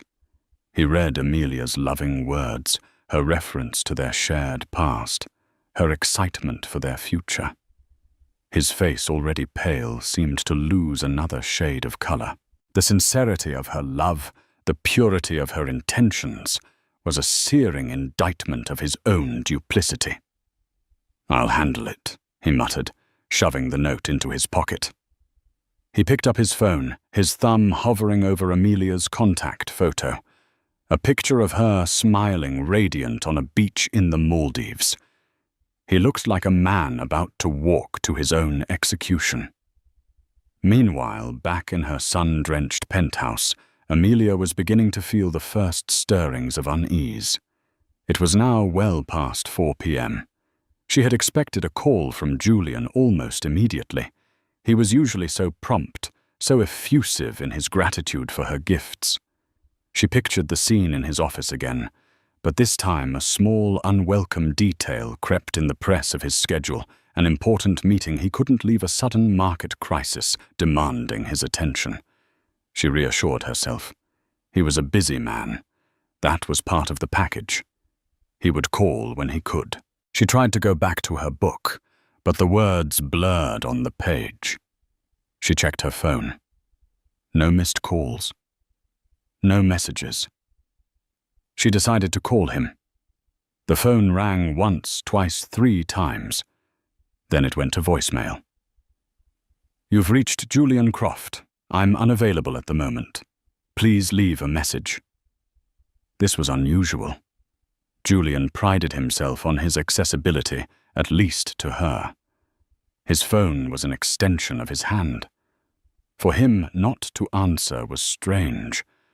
For him not to have called her by now was almost unheard of. A tiny seed of anxiety began to sprout in the fertile ground of her waiting. She told herself she was being silly, that the pregnancy hormones were making her oversensitive. She made herself another cup of herbal tea, the steam warming her hands, but not the chill that was beginning to creep into her heart. Back on the 48th floor, Julian was staring at his phone, watching Amelia's call go to voicemail. He couldn't talk to her. Not now. Not when the sound of Cassandra's scream was still ringing in his ears. What would he say? How could he possibly feign the delight and emotion she would be expecting? His voice would betray him. His guilt was a physical thing, a sour taste in his mouth. He looked at the gift box. He had to hide it. He couldn't take it home. Amelia would expect to see him wearing the watch. She would ask where he had put the picture frame. The entire gift was now radioactive, a piece of evidence in a crime he was desperate to conceal. He looked at Margaret, his eyes pleading. "I need you to what, Julian?" She cut him off, her tone sharp. "To lie for you, to clean up this mess. My job is to manage your schedule, not your infidelities." The insubordination was shocking, and they both knew it. But Margaret had reached her limit. Julian's face hardened. "You will do what I tell you to do, Margaret. Your loyalty is to me and to this company. Your very generous salary depends on it." The threat hung in the air, ugly and undisguised. Margaret stared back at him, a silent battle of wills playing out between them. Finally, with a sigh that seemed to carry the weight of years of complicity, she nodded. "What do you need me to do?" she asked, her voice flat and devoid of its usual warmth. "Take this," he said, pushing the Patek Philippe box towards her. "Get it out of here. I don't care what you do with it. Sell it. Throw it in the Hudson River. Just make sure it disappears. And it never ever gets back to my wife." He then turned his attention to the more immediate problem, Cassandra. He strode out of his office, ignoring the renewed whispers and stares, and marched directly to her desk. "My office." "Now," he commanded. Cassandra, her face tear-streaked and blotchy, looked up at him with a mixture of hatred and heartbreak. She followed him back to his office and he shut the door firmly behind them. "You have 5 minutes to pack your personal belongings," he said, his voice cold and devoid of any emotion. "Security will escort you from the building. Your severance package will be generous. But it is contingent on you signing a non-disclosure agreement, so comprehensive it will prevent you from even thinking my name." "Is that clear?" Cassandra stared at him aghast. "You're firing me." Her voice was a choked whisper. "After everything. After all your promises." "The promises were based on a discretion you have just proven incapable of," Julian retorted icily. "You created a scene. You disrupted the entire floor. You are a liability. The situation is over. You are over." The cruelty was breathtaking. The man who had whispered promises of a future together was now discarding her like a failed business venture. Cassandra's heartbreak curdled into a cold, hard rage. "You think you can just get rid of me," she hissed. "You think you can silence me with money. You have no idea who you're messing with, Julian. I know everything. I know about the offshore accounts. I know about the Cayman deal. I know where all the bodies are buried. You may have fired me from your company, but you are not rid of me." She turned and walked out of his office, her head held high, leaving a stunned Julian in her wake. He had solved one problem by firing her, but he had just created a much, much bigger one. He had underestimated Cassandra's fury, and he had no idea just how far she would go to get her revenge. And miles away in the quiet luxury of her penthouse, Amelia looked at the clock. It was almost 5 p.m. The silence from her husband was no longer just strange. It was a screaming, gaping void that was starting to swallow her perfect world whole. She picked up her phone and dialed a different number. It was a number she rarely used, but one she knew by heart. It was Margaret's direct line at the office. "Margaret." "It's Amelia Croft," she said, trying to keep her voice light and casual. "I'm so sorry to bother you, but I've been trying to reach Julian. Is he in a meeting? I sent a package over earlier, and I just wanted to make sure he received it." On the other end of the line, Margaret closed her eyes. She held the heavy Patek Philippe box in her lap. The lie Julian wanted her to tell felt like poison on her tongue. But the threat to her livelihood, the years of ingrained loyalty, and a flicker of misguided pity for the man whose life was imploding, made her hesitate. "Yes, Mrs. Croft." Margaret began, her voice carefully neutral. "He's just been pulled into an emergency conference call with the London office. The market is very volatile today. He did ask me to tell you that he received your gift and he loves it. He said he would call you the second he is free." The lie was delivered, the first of many, and as Amelia hung up, a wave of relief washed over her, chasing away the earlier anxiety. Of course, a market crisis. It all made sense. She was being silly, oversensitive. Her Julian was just busy conquering the world. He loved her gift. Everything was fine. But Margaret, as she placed the phone back in its cradle, felt a profound sense of shame.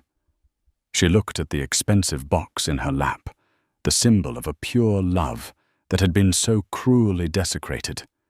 She thought of the furious, vengeful woman who had just been fired and the kind, pregnant woman who had just been lied to. And she knew with a certainty that chilled her to the bone that this was far from over. This was just the beginning. The days that followed were a masterclass in deception. Julian returned home that evening, the very picture of the doting husband.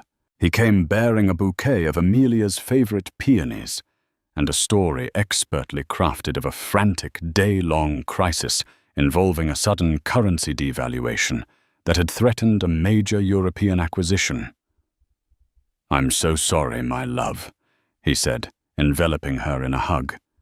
He kissed her forehead, her cheeks, his lips carefully avoiding hers. "I was chained to my desk all day." "Margaret told you I got your gift." Amelia melted into his embrace, her earlier anxieties seeming foolish and distant. "She did. I'm just glad everything is okay." "Did you like it?" she asked, her eyes searching his for the emotional response she had been anticipating all day. Julian's performance was flawless. He smiled a warm, crinkling smile that almost reached his eyes. "Liked it, Amelia." I was speechless. "It's magnificent." "The Calatrava, it's a work of art. And the inscription, it took me right back to that fire escape." He paused, his voice dropping to a conspiratorial whisper. "But the picture, that was the real gift. I almost lost it right there in front of the entire board. It was exactly what she had wanted to hear, the perfect reaction. Yet a tiny, almost imperceptible detail felt off." He spoke the words with practiced ease, but the genuine, soul-shaking emotion she had expected to see in his eyes wasn't quite there. It was like watching a brilliant actor play a part rather than witnessing a true, heartfelt reaction. But she dismissed the feeling as quickly as it came. He was tired. It had been a long, stressful day. "Where is it?" she asked, a playful smile on her face. "I expected you to come home wearing it." Julian didn't miss a beat. "Are you crazy?" "A Patek Philippe. That beautiful." I took one look at it and locked it straight in the office safe. "It's far too valuable to be worn every day, and especially not on a day as chaotic as today. I'd be terrified of scratching it. We'll take it out for our anniversary dinner on Saturday." It was a plausible, even sensible explanation.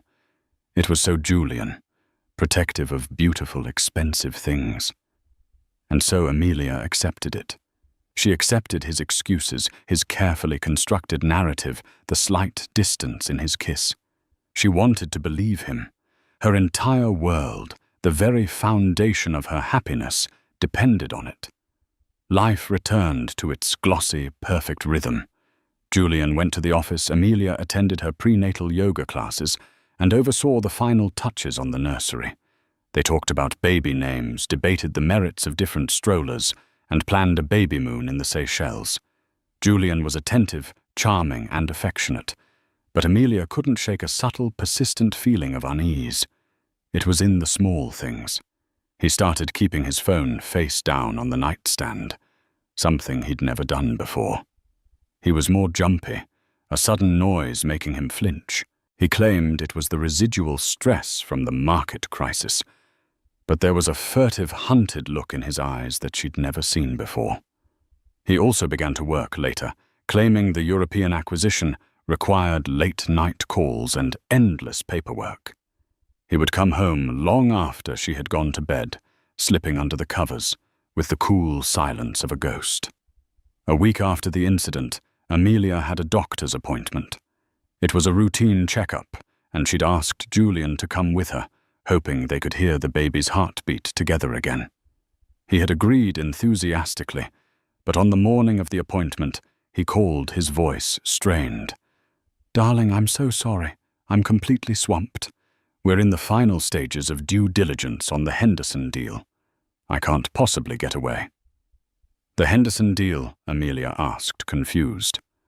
"I thought that was the deal that closed last week, the one that caused the big crisis." There was a fractional pause on the other end of the line. No. That was the precursor. This is the final, painstaking legal work. It's incredibly tedious. I promise I'll be at the next one. Get me a new picture of our little star. Okay?" She hung up, a knot of disappointment tightening in her chest. She went to the appointment alone, sitting in the waiting room, surrounded by beaming couples. She listened to the strong, rhythmic thump of her baby's heart, a sound of profound joy that was now tinged with a lonely sadness. That afternoon, needing a distraction, she decided to do some shopping. As she browsed in a high-end baby boutique, her phone buzzed. It was an email notification. The subject line was blank. The sender was an address she didn't recognize, Karma. RSA bitch at protonmail.com. Curiosity piqued, she opened it. There was no text, just a single attachment, a video file. Hesitantly, she tapped to download it. It was short, only about 15 seconds long, and the quality was grainy, clearly filmed on a phone from a distance. The video showed a man and a woman standing outside a sleek, modern apartment building at night. They were arguing. The man was Julian. The woman was beautiful with striking dark hair and a furious expression. Amelia's heart began to pound in her chest. She recognized the woman. She had seen her once or twice at company functions. Cassandra, an analyst from his firm. The audio was faint, but Amelia turned the volume all the way up, pressing the phone to her ear. "Can't just throw me away." Cassandra's voice was high and shrill. "The deal is done, Cassandra. It's over." Julian's voice was cold, dismissive. "Is it? Or are you just scared? Scared your perfect little wife will find out. Her perfect little life is a complete and utter lie." The video ended. Amelia stood frozen in the middle of the baby boutique, surrounded by soft pastels and cheerful animal motifs. The air left her lungs. A cold, terrifying dread, far worse than any anxiety she had felt before, washed over her. A lie. Her perfect life is a complete and utter lie. Her hands shaking, she stumbled out of the store, nearly colliding with another shopper. She hailed a taxi, her mind racing, trying to make sense of what she had just seen. An argument. It could be work-related. Cassandra had just been fired. Julian had told her for poor performance and a bad attitude. Maybe this was just the fallout from that. But Cassandra's words. "Scared your perfect little wife will find out." The words echoed in her head, a venomous chorus. No, it wasn't possible. Julian loved her. He was the father of her child. They were building a life together. This woman, this Cassandra, was just a bitter, disgruntled ex-employee trying to cause trouble. That had to be it. But the seed of doubt once planted had taken root, and it was growing its thorny vines wrapping around her heart. When she got home, the penthouse felt different. It was no longer a sanctuary. It felt like a stage, a beautifully decorated set for a play in which she was the unknowing lead. She walked into Julian's home office, a space she rarely entered. It was as immaculate as ever. She ran her hand over his desk, her eyes scanning for, she didn't even know what. Her gaze fell upon his briefcase, which he had left by his chair. On a sudden, uncharacteristic impulse, she opened it. Inside were files, a laptop, a leather-bound notebook. She picked up the notebook. His handwriting, a sharp, decisive script, filled the pages. It was mostly meeting notes, market analysis numbers. And then she saw it. Tucked into a side pocket of the notebook was a receipt. A jewelry receipt dated 2 months ago. It was from Cartier. The item purchased a Trinity ring. Amelia's breath caught. The Trinity ring. 3 interlocking bands of gold, a symbol of love, fidelity, and friendship. It was a beautiful, romantic piece, and Julian had not given it to her. Her mind flashed back to the video, to Cassandra's hands gesturing angrily. She remembered seeing the glint of gold on her finger. 3 interlocking bands. The blood drained from Amelia's face. She sank into Julian's leather office chair, the receipt trembling in her hand. This wasn't a disgruntled employee. This was his mistress. The late nights, the business trips, the sudden distance. It all clicked into place with sickening clarity. The lie wasn't just in the video. The lie was her entire life. And then a worse thought, a thought so monstrous it made her feel physically ill. The gift. The Patek Philippe. The sonogram. The story about the office safe suddenly seemed laughably thin. The praise for the gift felt hollow, rehearsed. Why had he really hidden it? What had really happened that day? The pieces began to form a horrifying mosaic in her mind. The scream that Cassandra had let out in the video. It was a scream of shock. What if she hadn't been screaming at Julian in the street? What if she had screamed in his office? Amelia's mind raced back to the day she sent the gift. Her call to Margaret. Margaret's smooth, reassuring lie. He's in a conference call. He loves the gift. Margaret. Margaret would know. She was Julian's gatekeeper. She saw everything, heard everything. And despite her professional demeanor, Amelia had always felt a current of warmth from the older woman, a hint of sympathy. With a resolve she didn't know she possessed. Amelia stood up. The hurt, the betrayal. It was a physical weight threatening to crush her. But beneath it, something else was stirring. A cold, hard anger. She had been played for a fool. Her love, her pregnancy, her most sacred feelings had been used as props in his sordid drama. She would not be a victim. She would find out the truth. The whole truth. She picked up her phone and dialed Margaret's number again. This time there would be no polite inquiries. This time there would be no accepting easy lies. "Margaret," she said, when the assistant answered her voice dangerously quiet. "We need to talk. Not on the phone. In person. I'm coming to the office now." Before Margaret could protest, Amelia hung up. She walked into her bedroom, her movements stiff and robotic. She looked at her reflection in the mirror.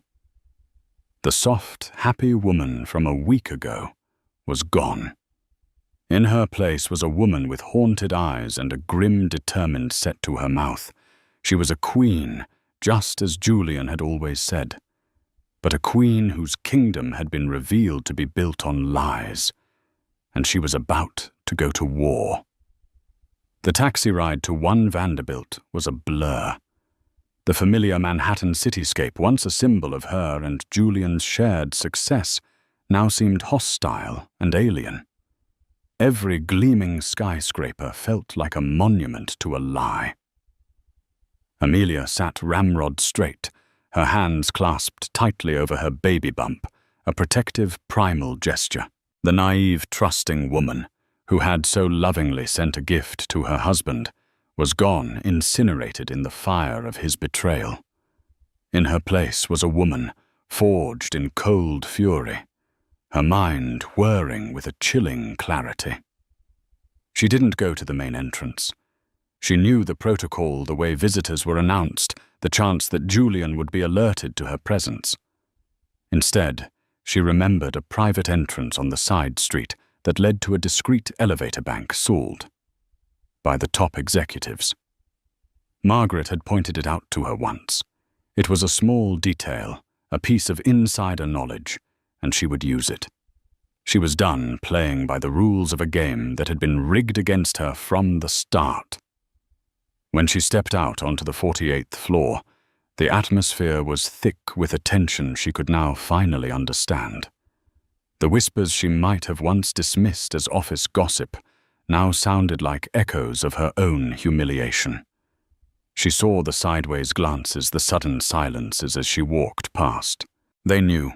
They had all known. They had watched the drama unfold while she sat in her penthouse, blissfully ignorant.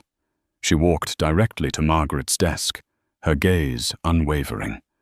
The older woman looked up, her face pale. She saw the look in Amelia's eyes, and her professional mask crumbled. What she saw was not the gentle Mrs. Croft, but a woman on the verge of shattering, held together only by sheer force of will. Mrs. Croft. Amelia, you shouldn't be here, Margaret stammered, standing up. Don't, Amelia, said her voice low and steady, cutting through Margaret's flustered greeting. Don't you dare lie to me again. Margaret, I know. I know about Cassandra. I know about the affair. Margaret's face fell. The years of carefully maintained composure dissolved into undisguised pity and regret. How she whispered. That doesn't matter, Amelia said, her voice sharp. What matters is what happened here last week. The day I sent the gift, I want you to tell me everything, every single detail. And if you value your conscience, you will not leave a single thing out. Julian was in a meeting in the main boardroom, a glass-walled enclosure in the center of the floor. He was visible to them, pacing, gesturing, commanding the room, completely unaware of the reckoning that was taking place just 50 feet away. Margaret hesitated, her eyes darting nervously towards Julian's office. Her loyalty, her job, her entire life was tied to that man. But then she looked back at Amelia. She saw the profound pain in her eyes, the slight tremble of her hands resting on her pregnant stomach. She thought of the beautiful, heartfelt gift and the ugly, violent way it had been desecrated. The lie she had told Amelia over the phone had been eating at her for a week. The guilt was a heavy, indigestible stone in her gut. He made me get rid of it, Margaret said, her voice barely a whisper. Amelia's blood ran cold. Get rid of what? The gift. The watch. The picture of your baby. Margaret's eyes filled with tears. Cassandra was in his office when it arrived. She thought it was for her. She opened it, and she saw the sonogram. She screamed. The whole floor heard it. It was a disaster. The scene played out in Amelia's mind, a horrifying, vivid nightmare. The woman who was sleeping with her husband, her hands on the picture of their unborn child. The scream, the humiliation. It was infinitely worse than anything she could have imagined. And Julian. Amelia pressed her voice devoid of emotion. What did he do? He fired her. Right on the spot. Then he gave me the box and told me to make it disappear. He was terrified you would find out. Where is it now? Amelia's question was like a shard of ice. Margaret swallowed hard. She reached down into the bottom drawer of her filing cabinet, a drawer she had kept locked all week. She pulled out the Patek Philippe box and placed it on the desk between them. Amelia stared at it. The elegant wrapping paper was gone, replaced by the stark lacquered wood. It looked like a tiny coffin. With trembling fingers, she opened the lid. The magnificent watch was there, gleaming cold and unused. Beside it, tucked away, was the silver frame with the sonogram and her handwritten note. She picked up the note.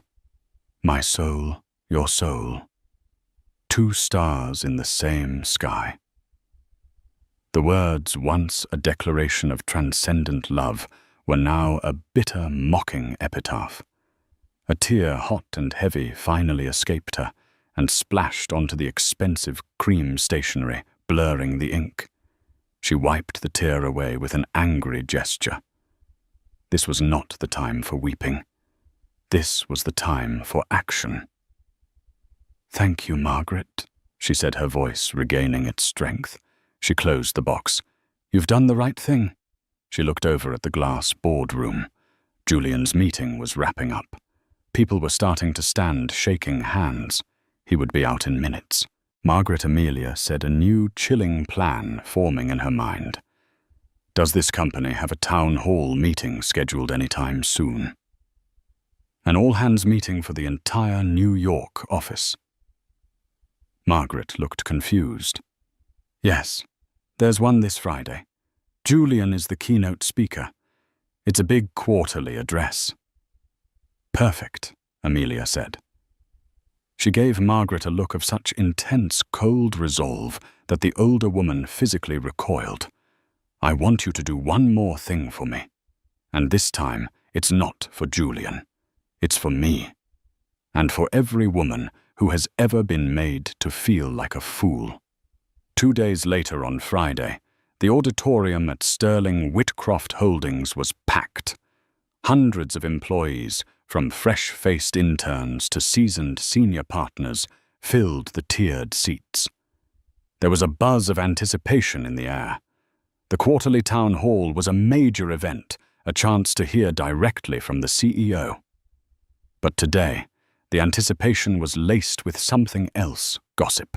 The story of Cassandra's dramatic screaming exit and swift dismissal had spread like wildfire. Everyone knew something had happened, but the details were murky, speculative. Julian Croft stood at the podium on the brightly lit stage, looking every inch the powerful, confident leader. He was dressed in a bespoke suit, his voice resonant and assured as he spoke about quarterly earnings, market projections, and the company's bright future. He was in his element, the master of his universe. The chaos of the previous week firmly behind him. He had dealt with Cassandra. He had placated Amelia. The storm had passed. He was just moving into his closing remarks, a rallying cry about integrity and teamwork, when the main doors at the back of the auditorium swung open. A figure was silhouetted in the doorway. It was a woman. As she walked down the central aisle, a stunned silence fell over the room. Murmurs rippled through the crowd as people recognized her. It was Amelia Croft. She looked radiant, ethereal. She was wearing a simple but elegant white dress that accentuated her pregnancy. Her hair was styled perfectly, her makeup flawless. She looked like an angel, an avenging angel. Julian stopped mid-sentence, his words dying in his throat. His face went ashen. He stared at her, his confident posture collapsing, a look of pure, unadulterated terror in his eyes. He knew in that instant that his world was about to end. Amelia didn't look at him. She walked calmly and deliberately towards the stage, her heels clicking with a steady, resolute rhythm on the floor. In her hands, she carried the Patek Philippe box. As she reached the short set of stairs leading to the stage, a few security guards started to move towards her, unsure of how to react. But Amelia simply gave them a serene, dismissive glance, and they stopped confused. She walked onto the stage and approached the podium, stopping directly in front of her husband. She could feel the collective gaze of hundreds of people on her, could hear the frantic whispering. She ignored it all. Her focus was entirely on Julian. She leaned into the microphone, her voice calm and clear, amplified throughout the cavernous room.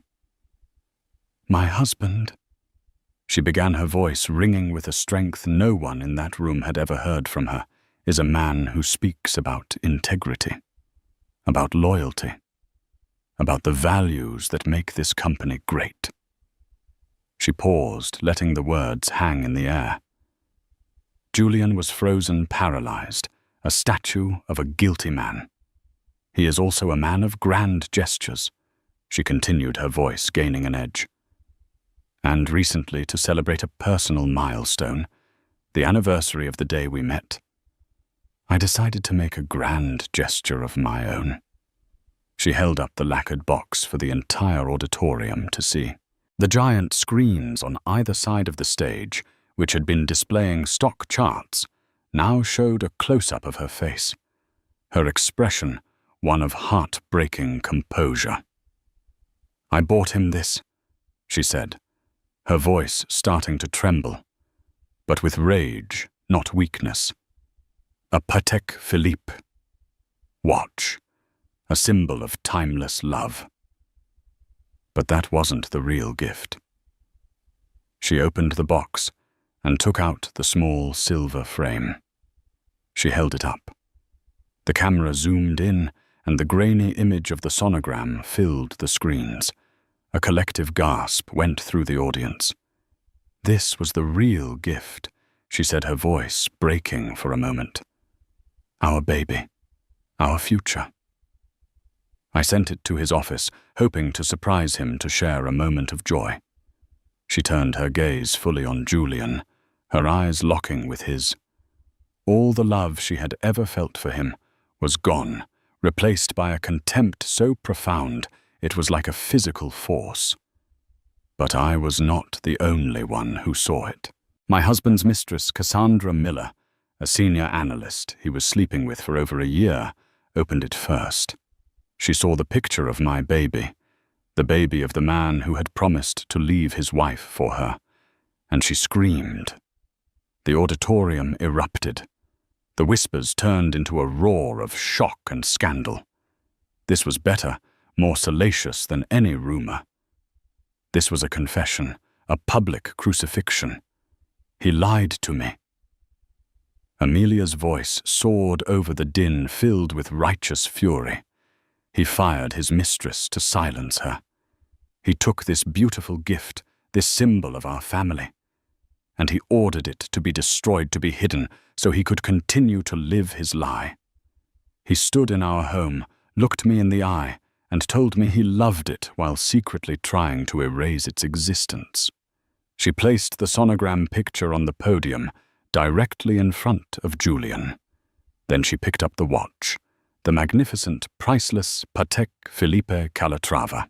"My husband values beautiful, expensive things," she said, her voice dropping to a dangerously quiet level. "He builds his life around them. He acquires them. He controls them.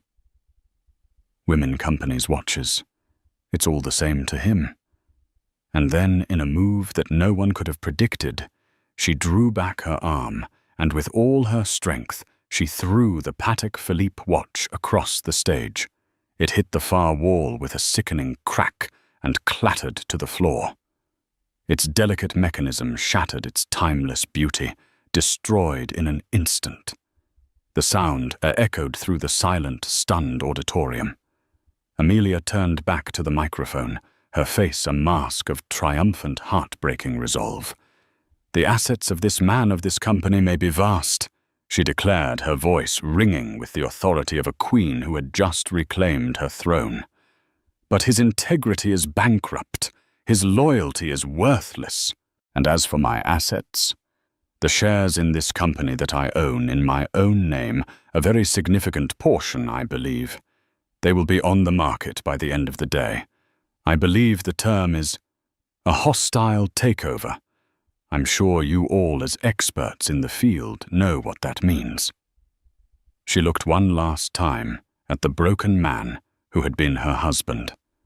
His face was slack with shock, his empire crumbling around him on a stage of his own making. Without another word, Amelia Croft turned and walked off the stage, her back straight, her head held high. She did not look back. She walked out of the auditorium, out of the building, and out of the life that had almost destroyed her, leaving behind a storm of her own creation. The Queen had not just left the board, she had flipped the entire table. Amelia's story is a powerful reminder that the truth, no matter how deeply buried, always finds a way to the surface. It's a story of devastating betrayal, but also one of incredible strength and the fierce, unyielding power of a woman reclaiming her own narrative. The shattered watch was more than just a broken object. It was the sound of a gilded cage being smashed to pieces. What happens next? Does Julian's empire truly crumble? Does Amelia, with her newfound power and the impending birth of her child, find a new kind of happiness? The fallout from that day would echo for years to come. If this story captivated you, if you felt every moment of Amelia's pain and cheered for her ultimate triumph, please let us know in the comments. We want to hear your thoughts. Don't forget to hit that like button. Share this video with someone who loves a story of justice and resilience, and most importantly, subscribe to our channel for more gripping tales you won't want to miss. Click the notification bell so you're the first to know when our next story drops. Thank you for listening.